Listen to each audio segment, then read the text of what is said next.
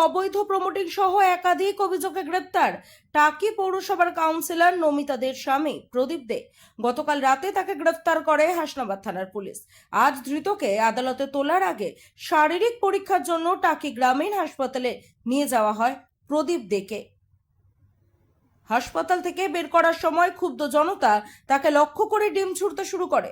ঘটনাকে কেন্দ্র করে হাসপাতাল চত্বরে উত্তেজনা ছড়ায়। অভিযোগ, জোরপূর্বক জমি ও বাড়ি লিখিয়ে নেওয়া, জাল দলিলের মাধ্যমে সম্পত্তি হাতানো এবং অবৈধ প্রমোটিং সহ একাধিক মামলায় অভিযুক্ত প্রদীপ দে। পুলিশ সূত্রে জানা গিয়েছে অভিযোগগুলির তদন্ত চলছে। অন্যদিকে কাউন্সিলর নমিতা দে বর্তমানে পলাতক বলে জানা গিয়েছে। কি চাইছেন? বিশেষ করে আপনি তো বেশি অভিযোগ ছিল আপনার বাড়ি দখল করে জোরপূর্বক জমি দখল করে নেওয়া। কি চাইছেন? দেখুন, প্রথম কথা, এই সমস্ত জিনিসটা এই মুহূর্তে আইনে বিচারাধীন।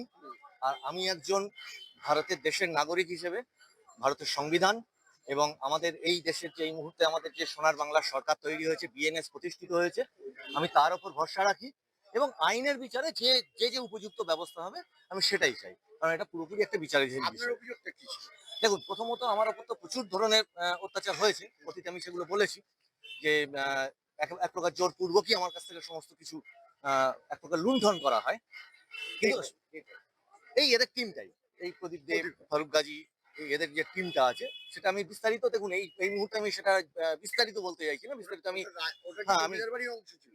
হ্যাঁ, অবশ্যই আমাদেরই বাড়ি, মানে আমার যে পার্ট আছে সেই পার্টটাকে মানে এক প্রকার জোরপূর্বক লিখিয়ে নেওয়া, যেটা বলে যে পাওয়ারটা প্যাটার্ন নেই, সেটা আমি জানতামও না যে আমাকে কিসের উপর কি লেখানো হলো। তা যাই হোক, তার বিনিময়ে কি অর্থ পেয়েছিলেন আপনি? অর্থ তারা দিয়েছিল। মানে কি, আমি যখন সমস্ত রকম ঘর ছাড়া হয়ে যাই তখন আমাকে প্রায় হাতে পায়ে ধরে ধরে, তখন আমার আর কিছু করার ছিল না এবং আমার পরিবার বলেছিল যে এদের সঙ্গে তো আমরা পেরে উঠবো না, কাজে ওরা যেটুকু দেয় সেইটুকু আমাকে মেনে নিতে হবে। এই নিয়ে আমি চালিয়েছি। এখন বিষয় হচ্ছে যে আপনি পূর্বপুরুষ কারা আপনাদের? দেখুন, পূর্বপুরুষ যদি দেখেন আমাদের একদম পরপর পরপর যদি যেতে থাকেন, সেটা আমাদের রাজা প্রতাপাদিত্যের বংশধর আমরা। আমি শুধু না, আমার ধরনের আমরা মানে ওই বংশেরই মানুষজন। আপনার নাম? আমার নাম প্রবীর রায়চৌধুরী। আর কি কি অভিযোগ রয়েছে? দেখুন, আমরা আরটিআই করতে দিয়েছি। আমি কদিন আগে দেখবেন আপনাদের সংবাদ মাধ্যমে দেখা গেছে আরটিআই আমরা করতে দিয়েছি। প্রথমে 4টে দিয়েছি, এখনো 4-5টা আরটিআই হবে। সমস্ত কিছু দুর্নীতি নিয়েই আমরা একটা পদক্ষেপ নিচ্ছি। তার কারণ আবাস থেকে শুরু করে, রাস্তাঘাট থেকে শুরু করে, শৌচালয় থেকে শুরু করে, জমি দখল থেকে শুরু করে, আপনার জমি দখল থেকে শুরু করে এভরিথিং, যত টিএমসি দুর্নীতি আপনারা এতদিন দেখেছেন তার প্রত্যেকটাই টাকির অংশ আছে সেগুলো। তারপর আমাদের একটা বিরাট অংশের ব্যাপার হচ্ছে সেটা আমাদের বাংলাদেশের বর্ডার। আর এই বাংলাদেশের বর্ডারে যেগুলো আমরা বারংবার শুনে এসেছি, আর যাদের আজ থেকে 5 বছর আগের আর্থিক অবস্থা আর আজকের আর্থিক অবস্থা দেখছি, আমাদের তো একটা কোশ্চেন আসছে যে এগুলো তো সবই তদন্ত হওয়া দরকার। প্রদীপ দে কি করতে অ্যাকচুয়ালি?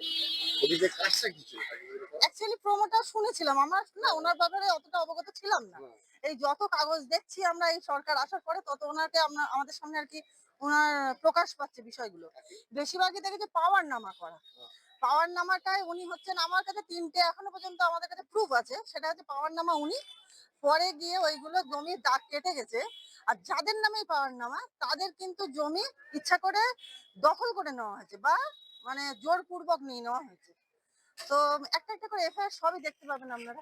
আপনি পৌরসভাকে সামনে রেখে? হ্যাঁ, সেও তো আমাদের যে ক্যান্ডিডেট তাকে তুলে নিয়ে চলে গিয়েছিল আচ্ছা। ভোটের দিন কিডন্যাপ হয়ে গেছিল সে।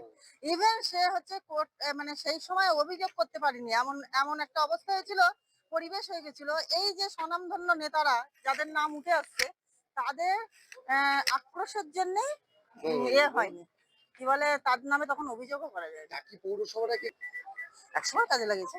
টাকি পৌরসভার প্রচুর সরকারি সম্পত্তি তাদের দখলে। উনি কাজে লাগিয়েছে? উনি বলবো না আমি, ওনারা বলবো। এটা তো সংগঠিত করাপশন।